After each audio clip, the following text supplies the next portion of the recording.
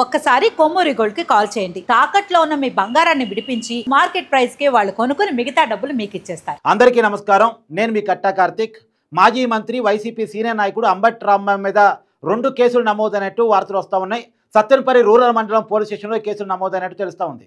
నిన్న జగన్మోహన్ రెడ్డి గారి పర్యటన సందర్భంగా జగన్మోహన్ రెడ్డి గారి పర్యటన గురించి మీ అందరికీ తెలుసు.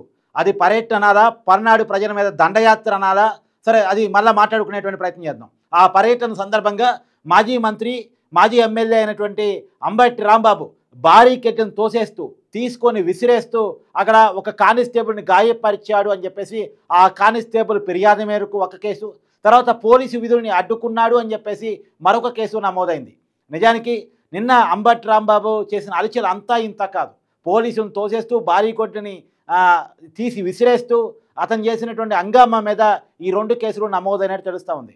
మొన్న జూన్ 4వ తారీఖు కూడా వైసీపీ రాష్ట్ర వ్యాప్తంగా వెన్నుపోటు దినోత్సవాన్ని అనేటువంటి కార్యక్రమానికి పిలుపునిచ్చింది. ఆ రోజు కూడా సత్తెనపల్లి రూరల్ సిఐ మీద అంబటి రాంబాబు విరుచుకుపడిన తీరు అందరూ చూశారు. అక్కడ ఒక వేలో అంబటి రాంబాబు ర్యాలీగా వెళ్తున్నారు. ఒక వంతెన మీదకు వెళ్తూ ఉండగా దాన్ని నిర్వహించే ప్రయత్నం ఆ సిఐ చేశాడు. ఆ నిర్వహించే ప్రయత్నం చేసినందుకు సిఐ మీద అంబటి రాంబాబు ఒంటి కాలు మీద రెచ్చిపోయాడు. మామూలుగా రెచ్చిపోలే. అంటే ఒక పోలీస్ ఆఫీసర్ మీద ఆ రకంగా ఒక మాజీ మంత్రి మాట్లాడొచ్చా, పళ్ళు కొరుకుతూ ముందుకెళ్ళిపోయినటువంటి పరిస్థితి. దాని సిఐ కూడా కౌంటర్ ఇచ్చాడు ఆ రోజు. ఆ వీడియో రాష్ట్ర వ్యాప్తంగా కూడా వైరల్ అయింది. మళ్ళా నిన్న కూడా అదే రకమైనటువంటి బిహేవియర్ని పోలీసుల పట్ల అంబటి రాంబాబు ప్రదర్శించిన తీరు కూడా వీడియోలో ఇప్పుడు వైరల్ అవుతూ ఉంది.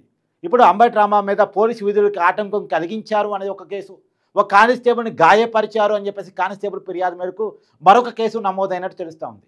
నేను ఇందాక చెప్పినట్టు నిన్న జగన్మోహన్ రెడ్డి గారు పర్యటన అనాలా, పల్నాడు ప్రజల మీద దండయాత్ర అనాలా అనే పదాన్ని ఎందుకు వాడుతున్నా అంటే, సంవత్సరం క్రితం చనిపోయినటువంటి ఒక వ్యక్తికి విగ్రహం పెడుతూ ఆ విగ్రహాన్ని ఆవిష్కరించడానికి నేను జగన్మోహన్ రెడ్డి గారు అక్కడికి వెళ్ళారు, కాంస్య విగ్రహాన్ని ఆవిష్కరించడం కోసం. అయితే ఆ క్రమంలో పోలీస్ పర్మిషన్ కోసం వైసీపీ అప్లై చేసుకున్నప్పుడు భారీ బహిరంగ సభల రోడ్ షోల కార్యక్రమం జరగొద్దు, ఒక 100 మందికి పర్మిషన్ ఇస్తాం, ఎందుకంటే అది చిన్న గ్రామం, ఆ రోడ్డు కూడా చాలా చిన్నగా ఉంటాయి, ఎక్కువ మంది గ్యాదర్ అయితే తొక్కిసలాట జరుగుతుంది, మీరు విగ్రహావిష్కరణ అంటున్నారు, కుటుంబానికి సంబంధించిన పలకరింపు ఓదార్పు అంటున్నారు, కాబట్టి ఆ కుటుంబాన్ని కలవండి, వాళ్ళందరితో మాట్లాడుకోండి, విగ్రహాన్ని కూడా ఆవిష్కరించుకొని జనాన్ని సమీకరించి రోడ్డు షోలు మాత్రం చేయకండి అని చెప్పేసి పోలీసులు ఒక లిమిటెడ్ ఆంక్షలతోటి పర్మిషన్ ఇచ్చారు. ఇది 100 మందిని సమీకరించుకోండి, 3 వెహికల్స్లో మాత్రమే కన్వాయ్గా రాండి అని చెప్పేసి జగన్మోహన్ రెడ్డి గారికి నేను చెప్పడం జరిగింది. కానీ నేను జగన్మోహన్ రెడ్డి గారు 10:30కి తాడేపల్లి ప్యాలెస్ నుంచి బయలుదేరారు, గుంటూరుకు వచ్చారు. గుంటూరు నుంచి పెద్ద ఎత్తున ర్యాలీగా సత్తెనపల్లికి వెళ్ళినటువంటి పరిస్థితి. వందలాది వెహికల్స్, వేలాది మంది కార్యకర్తలు అది పెద్ద ఎత్తున జనాన్ని సమీకరించుకొని అదొక బల ప్రదర్శన రోడ్ షో చేసినటువంటి పరిస్థితి. ఆ 1 year క్రితం చనిపోయినటువంటి వ్యక్తి కుటుంబాన్ని పలకరించడానికి నిన్న ఇద్దరు చనిపోయారు. తొక్కిసలాట కారణంగానో గుండెపోటు కారణంగానో ఒక వ్యక్తి చనిపోతే, ఒక యాక్సిడెంట్, ఒక వెహికల్ గుద్దుకొని ఇంకొకరు చనిపోయినటువంటి పరిస్థితి. జగన్మోహన్ రెడ్డి గారు చేసిన బల ప్రదర్శన కారణంగానే ఈ 2 చావులు జరిగాయనేటువంటి విషయం ఇవాళ మీడియా కథనాలు ప్రచురితం అవుతూ ఉన్నాయి. అంటే 1 year క్రితం చనిపోయిన ఒక వ్యక్తి కుటుంబాన్ని ఇవాళ జగన్మోహన్ రెడ్డి గారు పరామర్శిస్తారా అనేది ఒక అంశం అయితే, సరే 1 year తర్వాత అయినా వైసీపీ కార్యకర్త గుర్తొచ్చాడు, పలకరించడానికి అక్కడికి వెళ్ళారు అనేది ఒక అంశం అయితే, ఆ పలకరింపు కోసం వెళుతూ 2 ప్రాణాలు తీశారు. మరి వీళ్ళిద్దరి కుటుంబాలకి ఎవరు ఆదుకుంటారు, ఎవరు దీనికి కారణంగా క్షమాపణ చెప్తే ప్రాణాలు వస్తాయని కాదు, కానీ ఈ కుటుంబాన్ని ఎప్పుడు జగన్మోహన్ రెడ్డి గారు ఓదార్స్తారు? నిన్న ప్రమాదం జరిగిన వెంటనే జగన్మోహన్ రెడ్డి గారు ఎందుకని స్పందించలేదు? అసలు ఎందుకు ర్యాలీగా వెళ్ళారు, ఎందుకు రోడ్ షో చేశారు? ఆ కార్యక్రమం పెట్టుకున్నది ఏంటి, ఆ కార్యక్రమం నిర్వహించిన తీరు ఎలా ఉంది?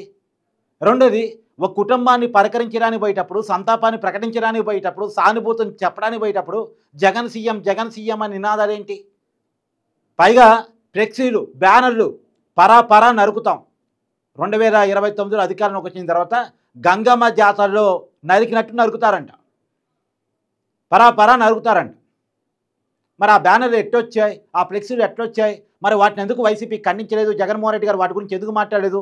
అలాంటి ఫ్లెక్సీలు ప్రదర్శించకూడదు అని చెప్పేసి అంటే వైసీపీ వాటిని ఎంకరేజ్ చేస్తూ ఉందా? రాజారెడ్డి రాజ్యాంగం పల్నాడు నుంచి స్టార్ట్ అయిందంట, అంటే భయపెడుతున్నారు. జగన్మోహన్ రెడ్డి గారేమో పోలీసులు బట్టలోడు తీస్తా అంటారు, మీ సంగతి చూస్తా అంటారు, సినిమా చూపిస్తా అంటారు, 7 సముద్రాలు దాటొచ్చైనా మీ అంత చూస్తా అని పోలీసు అధికారులను ఉద్దేశించి మాట్లాడతారు. పోలీసు అధికారుల మీద విడద రజనీ గారు, అంబటి రాంబాబు గారు రెచ్చిపోతారు. వైసీపీ కార్యకర్తలు ఏకంగా పరా నరుకుతామని చెప్పేసి బ్యానర్ ప్రదర్శిస్తారు. అంటే వాట్ ఇట్ ఇండికేట్స్, ఇది ఏం సంకేతం ఇస్తుంది? ఇది ప్రజల మీద పోలీసుల మీద దండయాత్రగా చూడాలా, పర్యటనగా చూడాలా?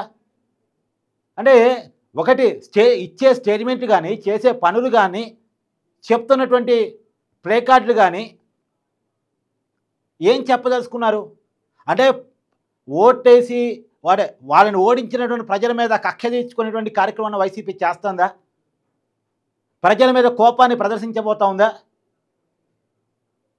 అక్రమాన్ని అక్రమం అని చెప్పేసి, తప్పుని తప్పని చెప్పేసి అరెస్టు చేస్తున్నటువంటి పోలీసుల మీద వైసీపీ అని యుద్ధం ప్రకటించిందా? ఇప్పుడు సగటు ఆంధ్రప్రదేశ్ పౌరుడు ఆలోచించాల్సిన విషయం ఇది. అసలు ఏం జరగబోతుంది ఆంధ్రప్రదేశ్లో? అంటే మన పార్టీ నాయకుడే, పార్టీ అధినేతే రెచ్చగొట్టేటువంటి ప్రకటన చేయటం, కింది స్థాయి నాయకులేమో దాన్ని తగ్గట్టు వ్యవహారం చేయటం, కార్యకర్తలేమో ఏకంగా నినాదాలు చేయటం, ప్లేకార్డులు ప్రదర్శించడం, వాళ్ళ అభిప్రాయాన్ని చాలా క్లియర్గా చెప్పడం. గంగమ్మ జాతరలో నరికినట్టు పర నరుకుతారంట. మన చిత్తూరు జిల్లాలో గంగమ్మ జాతర చాలా ఫేమస్. మన పుష్ప 2 సినిమాలో కూడా చూస్తాం గంగమ్మ జాతర. అలా పర నరుకుతారంట. ఎవరు నరుకుతారు? ఎందుకు నరుకుతారు? ఏం సినిమా చూపిస్తారు జగన్మోహన్ రెడ్డి గారు? సప్త సముద్రాలు దాటైనా ఏమి సంగతి చూస్తారు? ఇప్పుడు బట్టలోడు తీస్తానని కామెంట్ కూడా, ఇవన్నీ కూడా ఇప్పుడు వివాదాస్పదంగా మారినాయి. ప్రతి జగన్మోహన్ రెడ్డి గారి పర్యటన కూడా వివాదాస్పదంగా మారుతూ ఉంది, చూస్తూ ఉన్నాం మనం. అది సత్యసాయి జిల్లాలో అక్కడ ఒక వైసీపీ కార్యకర్తను పరామర్శించడానికి పోతే అక్కడ హెలికాప్టర్ మీద దుమారం, అక్కడ పైలట్ మీద దాడు, అక్కడ బ్యాగ్ ఎత్తకపోవటం, ఆ సంబంధించిన విషయాలు చూస్తూ ఉన్నాం.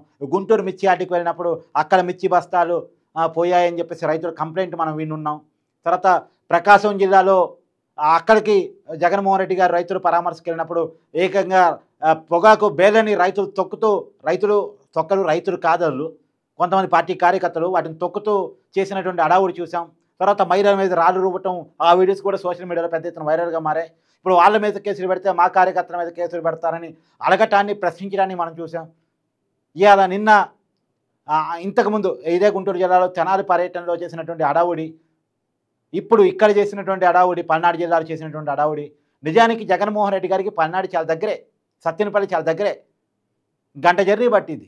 మరి దీనికోసం 1 ఇయర్ ఎందుకు వెయిట్ చేశాడు? ఆ కుటుంబం నిజంగా వైసీపీ కార్యకర్త, కూటమి కార్యకర్తల వేధింపు వల్ల, నాయకుల వేధింపు వల్ల, ప్రభుత్వం వేధింపుల వల్ల చనిపోయి ఉంటే 1 ఇయర్ ఎందుకు టైం పట్టింది జగన్మోహన్ రెడ్డి గారు ఆ కుటుంబాన్ని చూడటానికి? పైగా ఇప్పుడు ఆ కుటుంబాన్ని పరామర్శించే క్రమంలో ఇక 2 చనిపోయారు కదా, మరి ఆ 2 పట్ల, చనిపోయిన వాళ్ళ పట్ల జగన్మోహన్ రెడ్డి గారు కనీసం స్పందించలేదేంది? అంబటి రాంబాబు గారు కూడా స్పందించలేదేంది? ఎక్స్ వేదికగా కనీసం ట్వీట్ చేయలేదేంది? వాళ్ళ ఎక్స్ వేదికగా చాలా విషయాల మీద మాట్లాడుతూ ఉంటారు కదా. అంబటి రాంబాబు గారు ప్రెస్ మీట్ పెడతా ఉంటారు కదా, యూట్యూబ్లో వీడియోలు చేస్తూ ఉంటారు కదా. ఇప్పుడు వీటన్నిటికి కూడా సమాధానం రావాలి, వీటన్నిటి మీద కూడా కేసులు నమోదయ్యేటువంటి అవకాశం కూడా ఉంది. ఇంకా పోలీసు నిబంధనలు ఉల్లంఘించి, చట్టాన్ని ఉల్లంఘించి నిన్న చేసినటువంటి హడావుడి కానీ, ఆ ర్యాలీకి కానీ, ఆ రోడ్ షో కానీ, దానివల్ల జరిగిన ప్రమాదాలు కానీ, ఇవన్నీ కూడా నోటెడు చేసేటువంటి పరిస్థితి. మరి చూడాలి రాబోయే కాలంలో వీళ్ళ మీద ఎలాంటి యాక్షన్ ఉండబోతుంది అనేటువంటిది. అంబటి రాంబాబు అరెస్టుకు రంగం సిద్ధం అనేటువంటి ఒక వార్త మాత్రం సోషల్ మీడియాలో పెద్ద చర్చగా మారింది.